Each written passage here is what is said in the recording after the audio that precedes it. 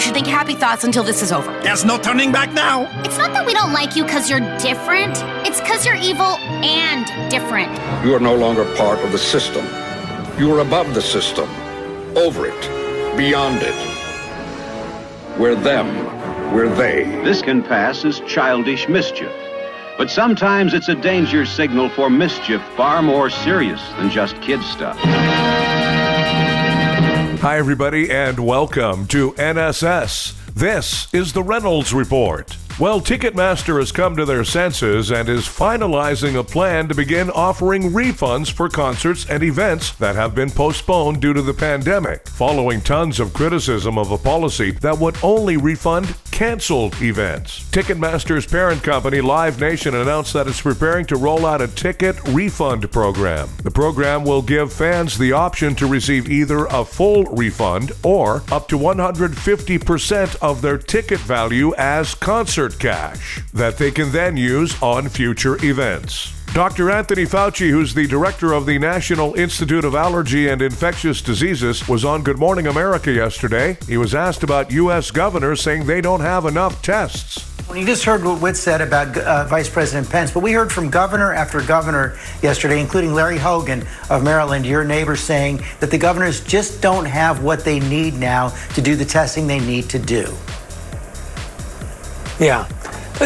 Well, certainly I can empathize with the governor and believe that what we need to do is make a better connectivity with the tests that are available, as well as the capacity that in some cases is not used through no fault of the governor or the local people, that there are now should be between 1.5 to 2+ million tests per week. There are people out there who say we need more. We need maybe 2 or 3 times that.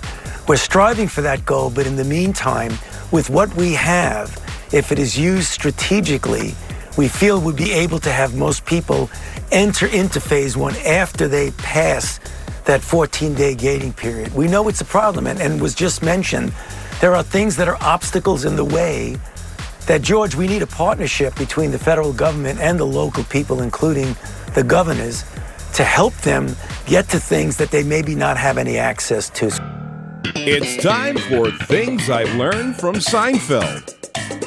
It seems to me that the closest thing we have to royalty in America are the people that get to ride in those little carts through the airport. Don't you hate these things? They come out of nowhere. Beep, beep, cart people, look out, cart people, look out. We all scurry out of the way like worthless peasants. Ooh, it's cart people. I hope we didn't slow you down. Wave to the cart people, Timmy. They're the best people in the world. You know, if you're too fat, slow, and disoriented to get to your gate on time, you're not ready for air travel. That's it for Things I've Learned from Seinfeld.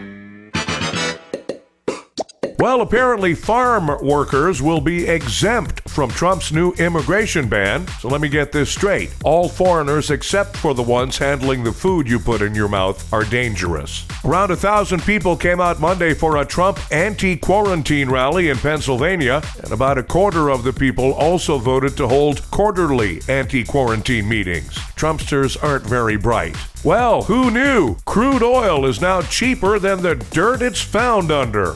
By the way, if you're feeling a little overwhelmed today, just remember that we're on a rock that is hurtling through space at 67,000 miles per hour around a giant burning ball of gas. Happy birthday to Queen Elizabeth, who turns 94 today. And just like that, another year Charles doesn't win the palace pool. Obesity is the leading reason young Americans are rejected for military service. The Army is so desperate for new soldiers, push-ups have now been replaced with naps.